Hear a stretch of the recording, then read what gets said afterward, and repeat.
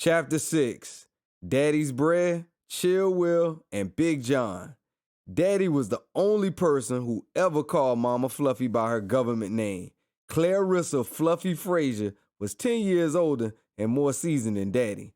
She was a heavy-set, light-skinned woman with more personality and attitude than anyone I've ever known.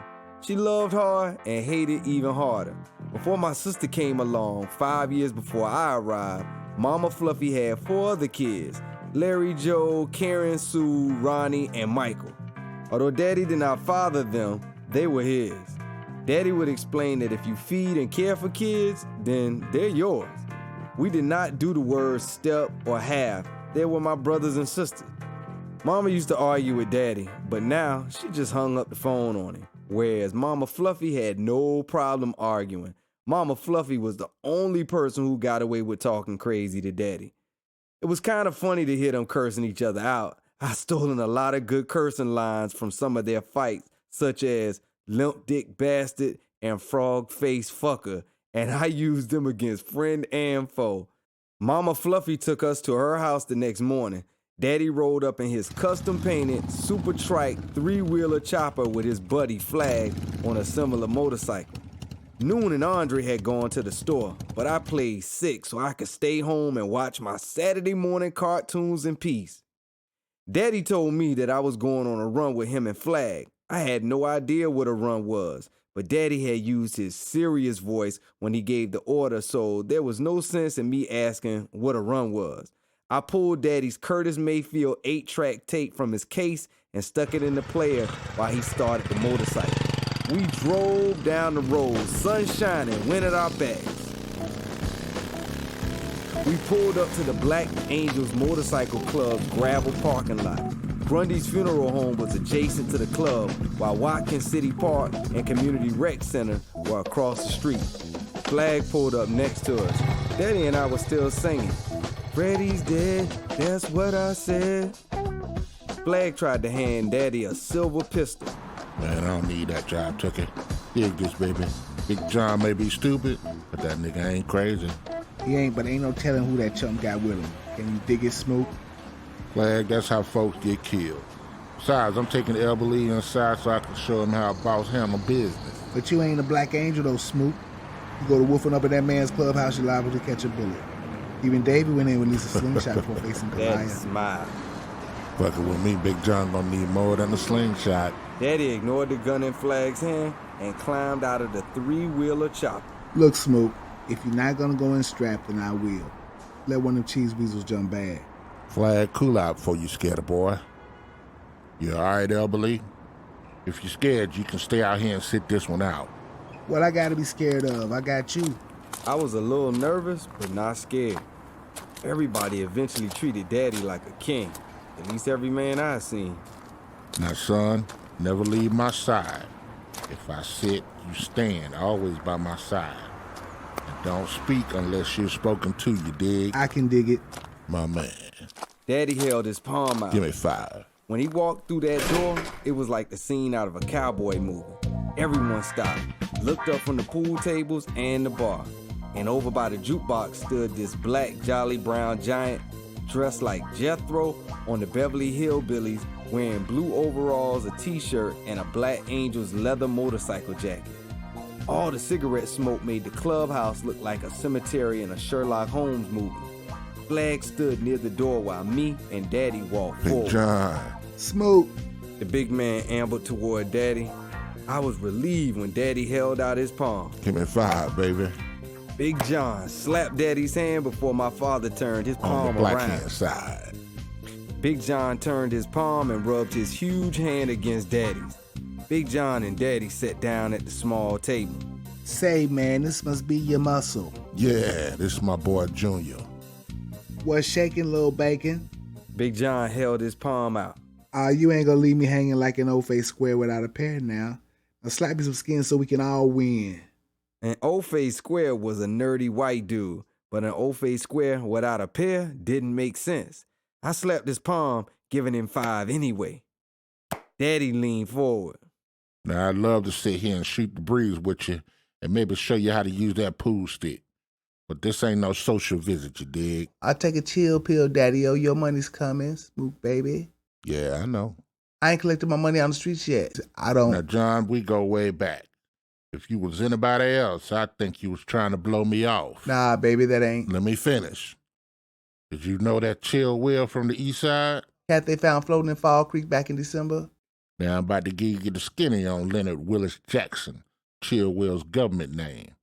He owed me about $500. We met just like you and me are now. He tells me this jive story about how he had to go pay the man and stay out of jail for child support. And you know me, Big John. I'm a fair and understanding cat. Big John nodded. Daddy crossed his legs and pulled out a Winston 100 and took a drag. I told him my money was not to give to any hard leg but me. He stands up and tells me he ain't going to jail for nobody. I said, okay.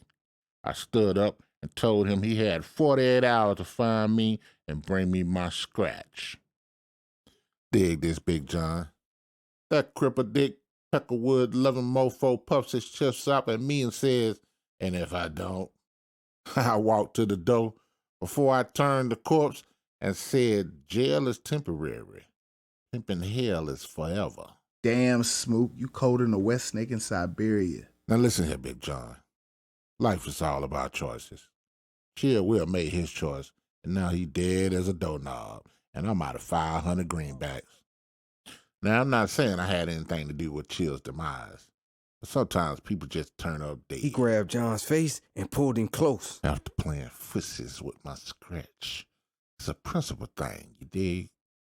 The tension in the bar was heavy as the club members waited on Big John to say something. Daddy let the big man's face go. There's nothing personal, you understand? I'll take a chill pill, Smook baby. I breathed a sigh of relief. You need to mellow out, Smook. I got you. He stood, went behind the bar, and opened the cash register. Moments later, he counted out $1,250. After placing the cash in Daddy's hand, Big John gave my dad another stack of money. Now this is for 2 more ounces of that good Kentucky skunk. Daddy signaled for flag before turning to me. Now, son, go outside and stand out there by the track. I'll be out there in a minute. I walked to the door, but I didn't leave until I saw Flag pull out 2 small plastic baggies full of Mary Jane. Right on for the right-ons, baby. Big John said before he and Daddy slapped 5 and embraced.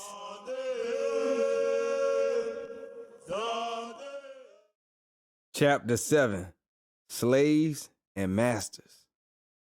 After we left the club, Daddy and I rode down the street to Dog and Suds drive-in hot dog joint. We were parked next to one of those drive-in speaker things that never work. Instead of wearing skates like the pretty order taker white girls at Dog and Suds and Speedway, the black girls here dressed in red, white, and yellow skirts, and they walked up the car. Welcome to Dog and Suds. A burgundy brown slim sister with a Michael Jackson afro said. She blew a huge pink bubble gum bubble. Daddy started singing the Hubba Bubba Bubblegum song. Hubba Bubba makes you feel so good, so fast from the head down to your toes. She sucked the gum back into her mouth. Cute. Nice ride, Daddy-O. What can I get you fine gentlemen this sunny summer afternoon? Daddy smiled at the young lady before turning to me. I want 2 coney dogs with extra everything. Some onion rings, a whole lot of extra ketchup, and a large A&W root beer float. You gonna eat all that food? And Daddy said I didn't have common sense. What did she think I was going to do with it? She turned to Daddy. He's so precious. Precious? Babies were precious. I'm a whole 9.5 almost. She ignored me and looked up at Daddy. And you, Cat Daddy? I'd like a tall glass of you, little mama. No ice. So you got a name, or should I just call you mine? Lame, lame, lame, I thought. I'm not on the menu, but you can call me after 7. She scribbled her number on a napkin. I'm Strawberry. She gave Daddy the napkin. Why would a young, foxy mama give an old, fat guy with a kid her 7 digits? But then it did make sense. She was named after a fruit. Crazy. When she walked away, Daddy turned to me. Now, boy, I'm about to school you on what went down today. I nodded. Now, you said yourself, you're 9.5. You're a big boy, and I need you to be ready when the time comes for you to take over where I left off. What was he talking about? We wasn't rich. Daddy didn't own no big company. Son, what is my job? I mean, what do I do to keep food in our mouths and a roof over our heads? You sell reefer? Nah, son. I sell dreams. I exchange things for money, whether it be advice, reefer, or a hijacked Radio Shack tractor trailer full of electronic shit. Now, son, if you don't remember anything else I done told you, remember this. I nodded again. There are two kinds of people in this world, slaves and masters. Now, me, I'm a master. You saw how folks treated me back at that Black Angels Motorcycle Clubhouse. That's called respect, son. You see, respect is the strongest power, while fear is a distant second. Any idea why respect is more powerful than fear, son? No, sir. Because respect makes folks want to follow you, while fear, folks follow you because they scared not to. If your mama tell you to clean up your room, you're going to do it, but you're going to do it just good enough to please your mama, right? I smiled. I know you are. Son, I was you. I done told you ain't done or thought or did nothing I ain't thought or did before. He was me. That didn't even make sense. Daddy continued. But say you home alone with that cute 13-year-old Jane Kennedy-looking babysitter, and she want to go to your room with you so y'all can play house. Now you gonna clean your room spick and span before you let her come in, right? Why would I do that? I knew I was supposed to agree, so I nodded. You see, son, when you want to do something, you put more into it than if you were gonna do something you don't want to do. Most folks respect me, and the ones who don't are too scared to disrespect me. In this world, everything has balance. If not, shit gonna be all mumbo jumbo. Son, what happens if you spin it around on a park teeter-totter and you lose your balance? I'ma fall off. That's right. You're gonna fall off and possibly bust your ass. What I'm saying is, fear and respect go hand in hand. If you don't have both, you're gonna fall and bust your ass or get your ass busted up. To master in a situation, folks must fear and respect you at the same time. And what comes out of your mouth is the ammunition for both fear and respect. I was so confused. A minute ago, he said that fear was power, and now it's a weapon? Now, before you can instill fear, you have to conquer your own. Just like you did with Scott. Catch my drift? I really didn't understand, but I was too scared to say otherwise. Daddy popped me upside my head. You hear me talking to you, boy? Yes, sir. I nodded while leering away at the sway of Strawberry's hips and booty as she walked. Well, say something when I ask you a question. And look at me when I talk to you, boy. Yes, sir. I'm sorry, Daddy. Okay? Now, son, if you want to be a master, you have to listen to what the slave wants. Know what they thinking before they even think the thought. Then you can put thoughts in their head based on their fears and their dreams. He said while taking the food from Strawberry. Thank you, sweetness. They smiled at each other. Daddy was old and Strawberry was closer to my age than his. I didn't understand it. What did she see in Daddy? I guess I was a little jealous, but all was forgiven after I squeezed ketchup and mustard on my onion rings. With a messy coney dog in one hand and an onion ring in the other, the race to my mouth was off and popping. Now, you see that girl? Daddy pointed to Strawberry. She a slave. Know how I know? My head was in my tray. Boys, you listening to me? Uh-huh. Well, look at me when I'm talking to you then. And slow down, boy. Ain't nobody gonna take that food away from you, Everly. Boy, you eat like you on the chain gang. Now, where was I? Oh, yeah. Anytime you work for somebody else, you the slave.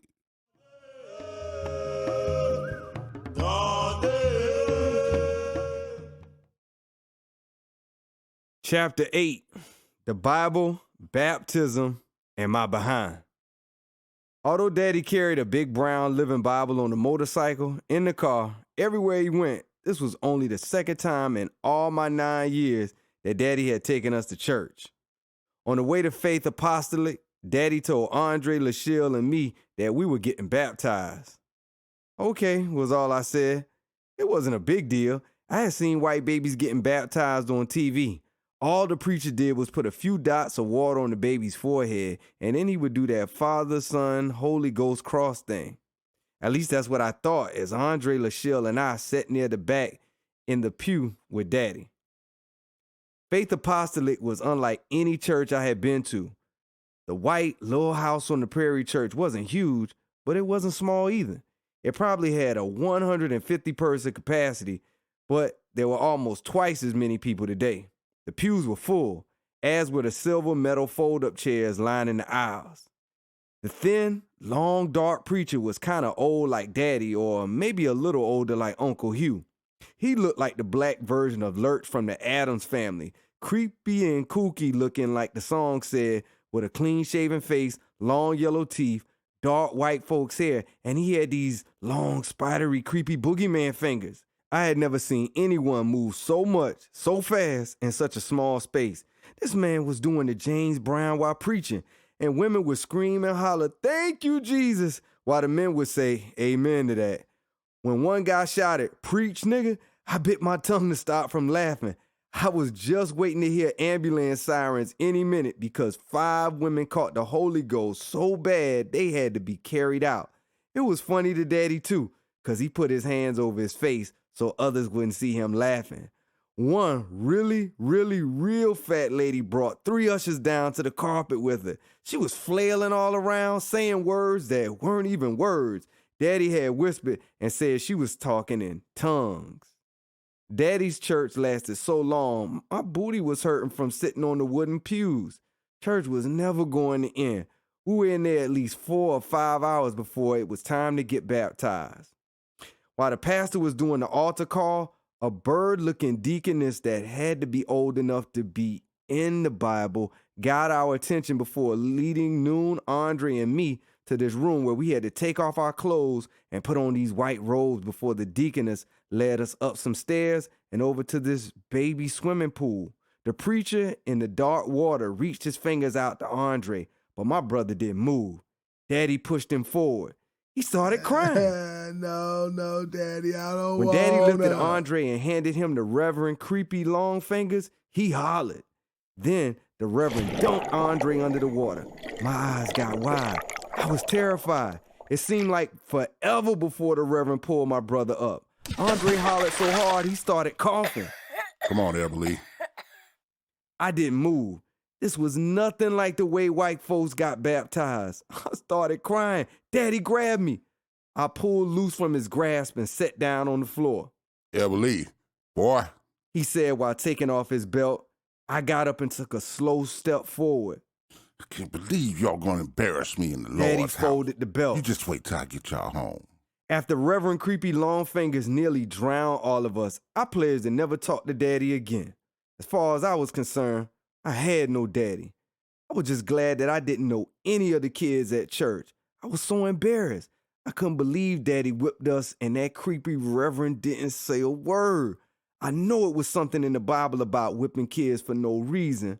I had my lips stuck out and my arms crossed while we were riding in the back of the Cadillac. I was so busy being mad that I didn't pay attention to where we were going until I looked up and saw the small blue and white building. My eyes lit up and I grabbed onto Daddy's seat. My stomach growled. All I could think about was how many 20-cent White Castle cheeseburgers with horseradish mustard I was going to eat. After I ate my 7 White Castles and the 3 I tricked Andre out of, I took a nap while we rode over to Daddy's friend Pee-wee's. Pee-wee had the nicest apartment in the projects, and she also had the cutest 12-year-old daughter that didn't seem to care for me that much. Later that night, Noon, Andre, and I were snuggled up on the fold-out couch in the living room of Daddy's new apartment. Before falling asleep, I smiled, thinking about how glad I was that he had moved out of Mildred's apartment. But then, while we were all asleep that night, all of a sudden, whap! The pain of Daddy's belt striking our legs woke us up. You thought I forgot, huh? Time I tell you to do something, you don't give me no lip. You just do it. The next morning, Mama Fluffy was waiting when Daddy pulled up in the dirt and gravel yard. Marnice, Daddy said, using my sister's middle name. you gonna be late to your own funeral. Damn, you slow girl. Mama Fluffy walked towards us. Don, you about the smartest dumb motherfucker ever released from She captivity. took off her jacket and threw it to the ground. Get out the car, nigga, so I can kick your ass. Go on somewhere, old woman. I ain't got time for your shit this morning. Mama Fluffy stopped about 10 feet from the car before putting her hands on her You hips. ain't got time now, nigga, but you had time to take these babies to get baptized at some strange church that they ain't even What? never been to. How the hell you know? Noon slammed the front door as she got out. You worried about the wrong She thing. said before pulling an ice pick and some brass knuckles from her bra. Mama! Daddy hit the lock button and rolled his window up just as Mama Fluffy punched Daddy's window with the brass Get out knuckles the on. car, Don. Go on now, Fluff. Now, fluff my ass. Nigga, you so bad that you can take mine and get her baptized without me there? Be bad enough to whip my ass or She wear took this the ice ass pick and whipping. ran it down the side of the Fleetwood. Bitch. Daddy shouted before unlocking the door and opening it. Mama Fluffy was about 5 feet and weighed around 260, but you would never know it as quick as she moved. She had grabbed hold of Daddy's arm. Mama! Noon screamed. The distraction was enough for Daddy to pull his arm inside the vehicle and slam the door. Mama Fluffy fell onto the wet ground. Coward ass midnight black ugly motherfucker. When I see you, Don, I'm fucking you up on sight. That was the only second time that I saw fear in Daddy's eyes and his actions. The first time was way back when I was 6 when Mama went off on Daddy for telling us that Santa Claus, Frosty, Rudolph and them, and the Easter Bunny didn't exist. But that was another story. I had much more pressing problems. Heck, half the summer was over.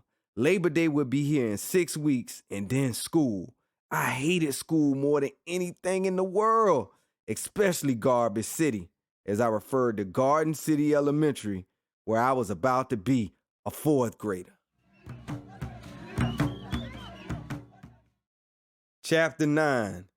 Down goes Frazier. Down goes Frazier. Come on, Al, Scott said as we rode over to where Andre and a couple other kids were riding their bikes over makeshift ramps. Is that Mario's 10-speed? Andre asked, checking out my new bike. Not anymore. You should have seen him. Scott spoke to the others who were waiting for Andre to jump the small ramp. Al tricked Mario into trading his Schwinn 10-speed for Al's Raggedy Huffy and some worthless baseball cards. Too bad, so sad. Kiss your booty, get glad. You can't do this on no 10-speed. Andre said before taking off on his old blue jean-colored Huffy dirt bike and jumping over the wooden board propped up by a gray cinder block. Hey, man, that was awesome. The new kid, Jason Boatwright, said as he watched Andre land his bike. I waved him off. Man, anybody can jump that little old thing. He ain't did nothing. That's the kid who can't jump. Man, you just mad because I got skills like Evel Knievel and you don't. Man, I ain't never seen Evel Knievel on no 10-speed. Looks like your little brother might be the next super ramp jumping Evel Knievel stunt kid. Even though Andre was a better ramp jumper than I was, I said, That don't even make sense, Jason. I'm bigger, stronger, and way better at ramp jumping than Andre. prove it. Okay, Jason, go put another brick on top of the cinder block and then put the board back over it. I rolled my 10-speed about a block down the street before turning around. I took off in 2nd gear and changed gears as I sped up. 3rd, 4th, 5th gear. I licked my tongue out at Andre and Jason. 6th, 7th gear. I came up on the ramp.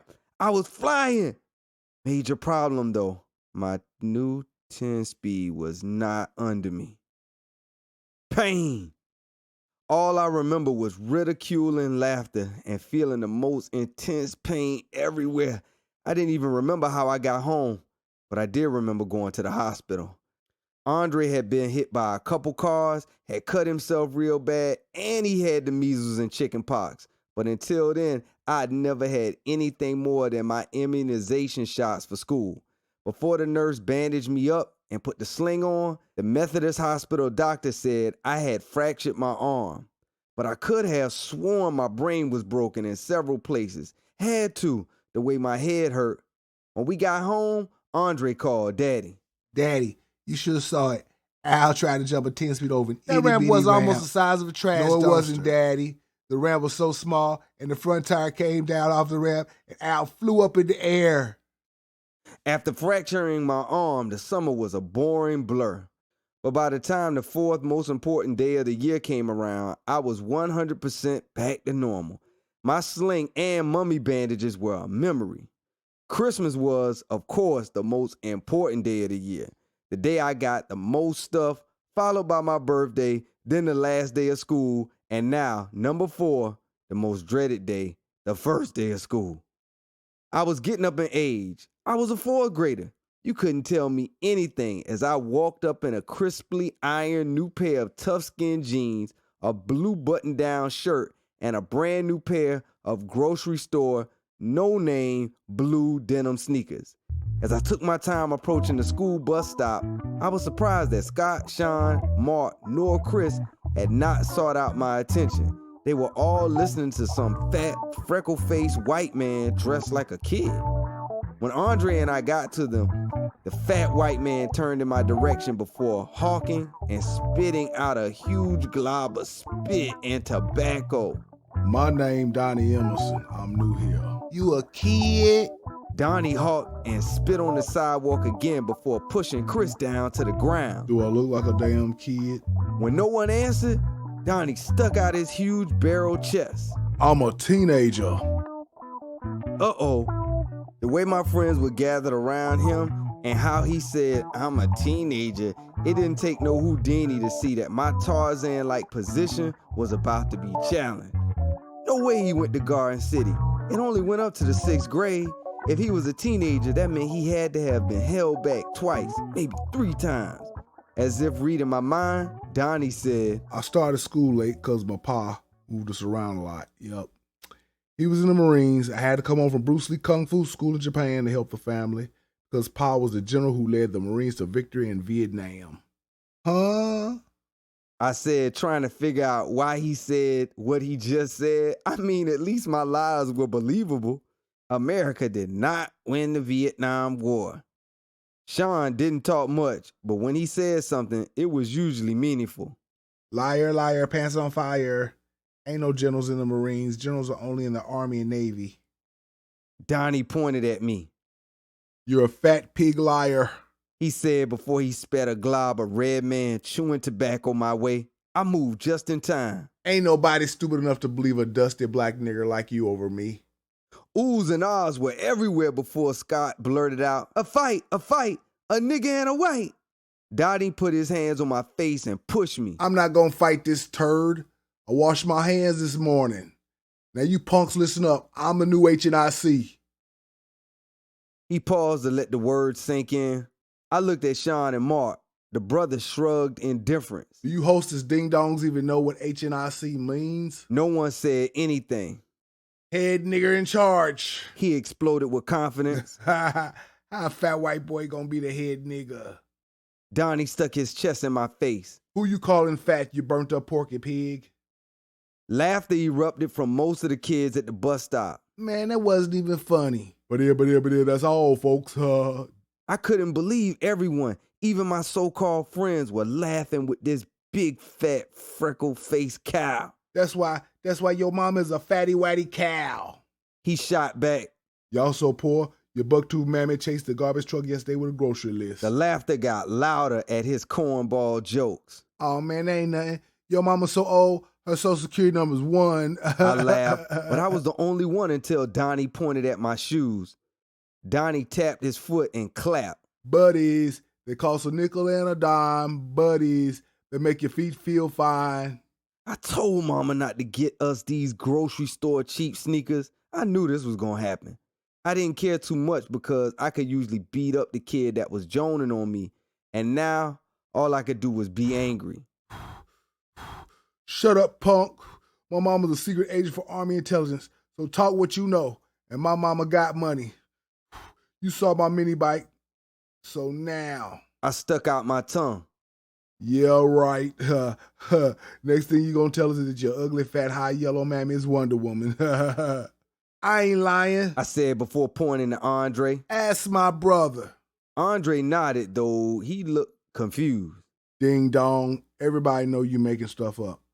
Everybody knows that Wonder Woman works for Army Intelligence and Play Life, and your fat ass half-breed mammy don't look nothing like no Wonder Woman. You just mad cause you're poor white trash and my family got money now. Another fairy tale. If you got money, then show us. I ain't showing you nothing because you're a big fat, hey, fat Albert liar. Donnie turned toward my friends. I told you his mammy's on welfare. Nuh-uh, my mama ain't on no welfare. I reached in my pocket and pulled out 85 cents. 25 cents was for lunch. The other 60 cents was from church. Instead of putting all the change in the offering basket yesterday, I palmed what I could. I was saving this until I had 15 more cents so I could go play 2 games of Space Invaders and buy a honey bun and a pack of Twinkies at the shortstop after school. Donnie slapped the 3 quarters and 10 pennies out of my hand. When I bent down to grab my money, Donnie hit me in the chest so hard I couldn't breathe. Leave my bruggy alone. Andre ran to my side. I just sat on the ground, teary-eyed, trying to catch my breath while Donnie picked up and pocketed my money. Hey, give it back. I said, still trying to regain my breath. Come and take it back. I was mad, embarrassed, and outraged, but I was not insane.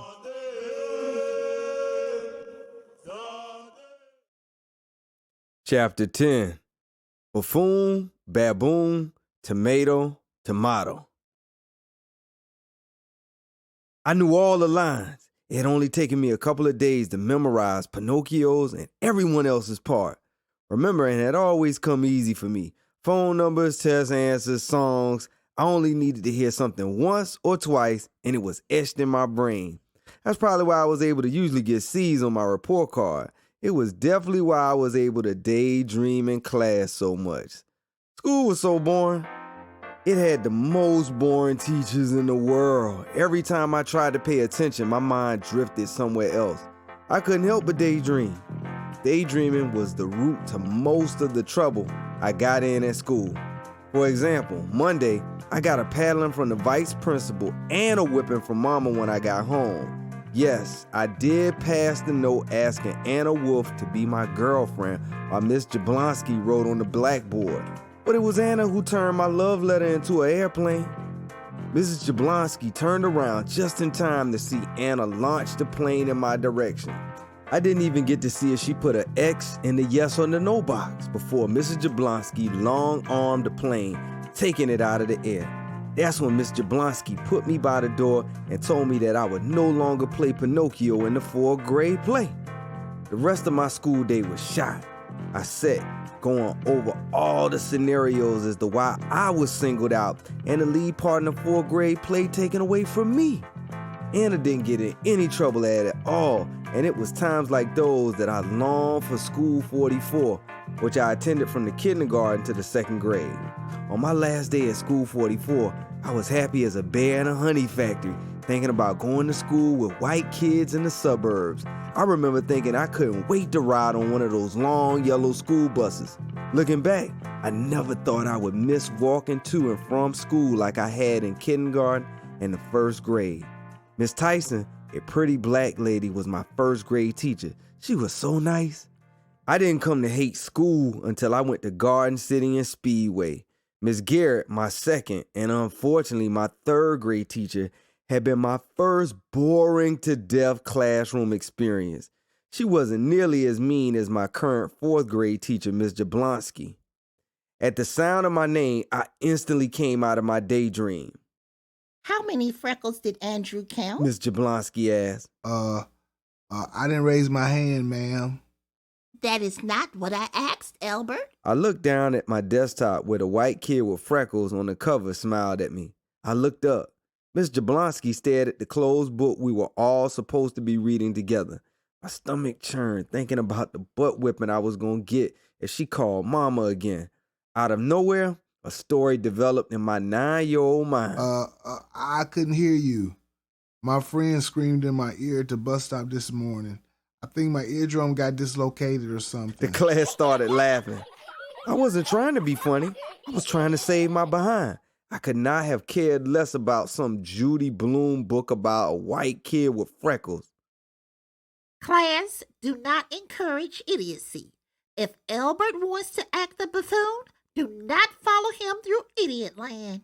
At that moment, my fourth grade teacher looked like Eveline, the Wicked Witch of the West, with bifocals and her crooked, pale, pointing finger aimed at me.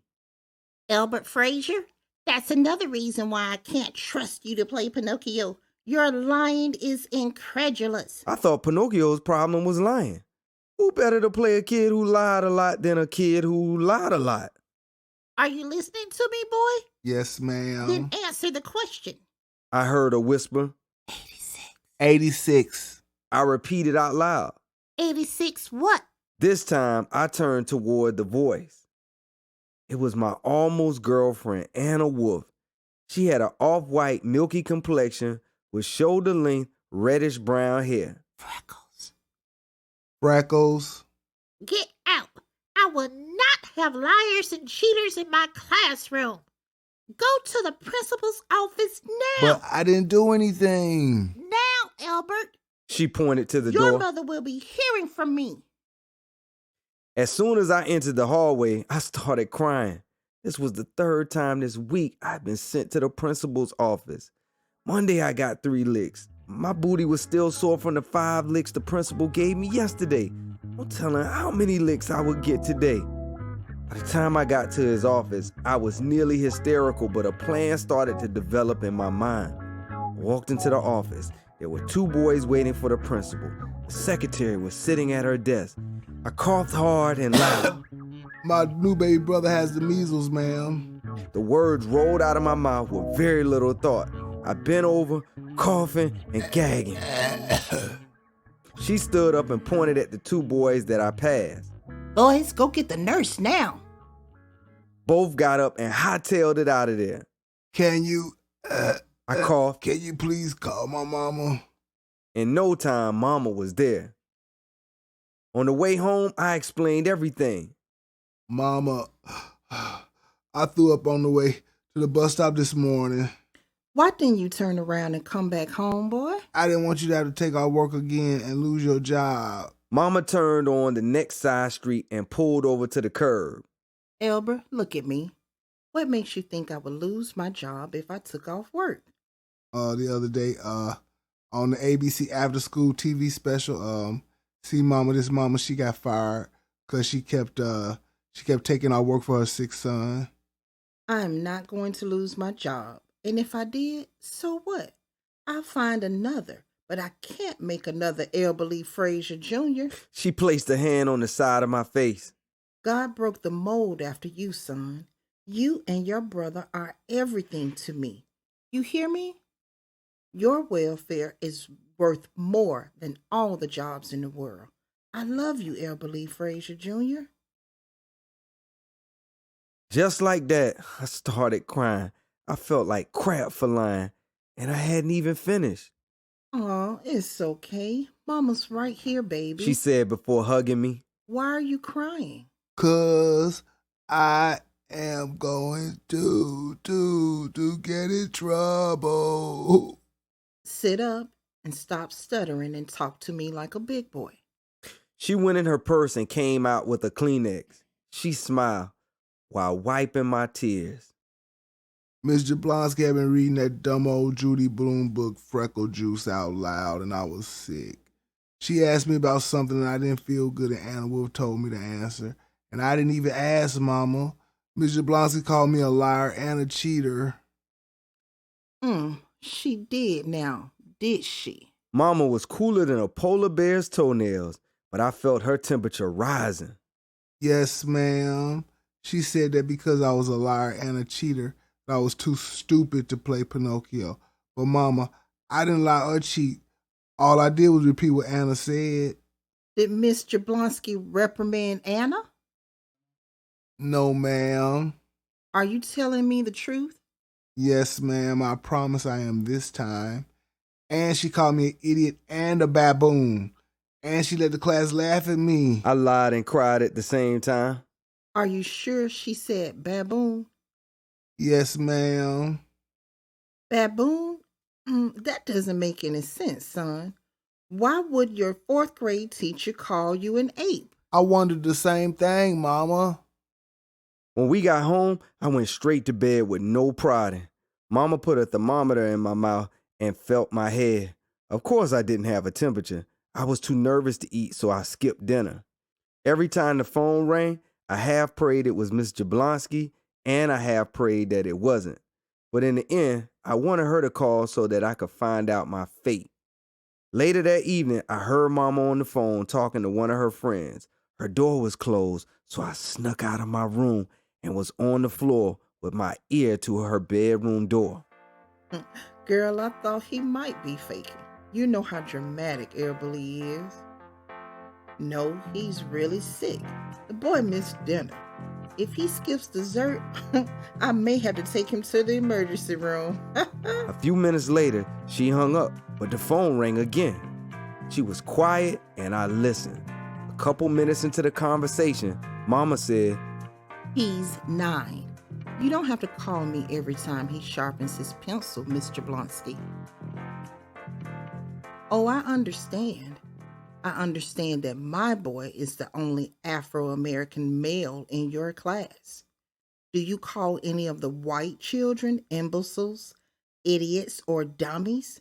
Or how about baboons? uh-oh. Buffoon, baboon, I don't care. What kind of teacher uses a barrage of disparaging terms to deride a child in a learning environment? I'll tell you what kind. A very damaged and disturbed individual. No, you listen to me, Mr. Blonsky. I don't care what he said. You are the adult. As a matter of fact, you will never speak to my child in any tone other than a loving one. My child's name is Elbert. You will only use his name when speaking to him and nothing else. So did you discipline the little girl who told him the answers? That's what I thought.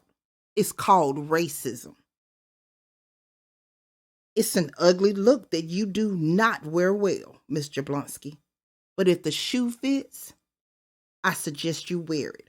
Or I know one black mother who might make you eat the shoe of racism. Dang. I put my hand over my mouth. Diana Prince really didn't have anything on my real-life Wonder Woman mama. Was Miss Jablonski prejudiced? She did single me out a lot. Kids were doing the same and worse things than me, and they didn't get into trouble. Just look at my almost girlfriend, Anna Wolf. I didn't need to hear the rest of Mama's conversation. I had one. For the rest of the year, Mrs. Jablonski didn't bother me much. And I even got to play Pinocchio, and I killed it. Mama was right there clapping when the curtain opened and after I took a bow.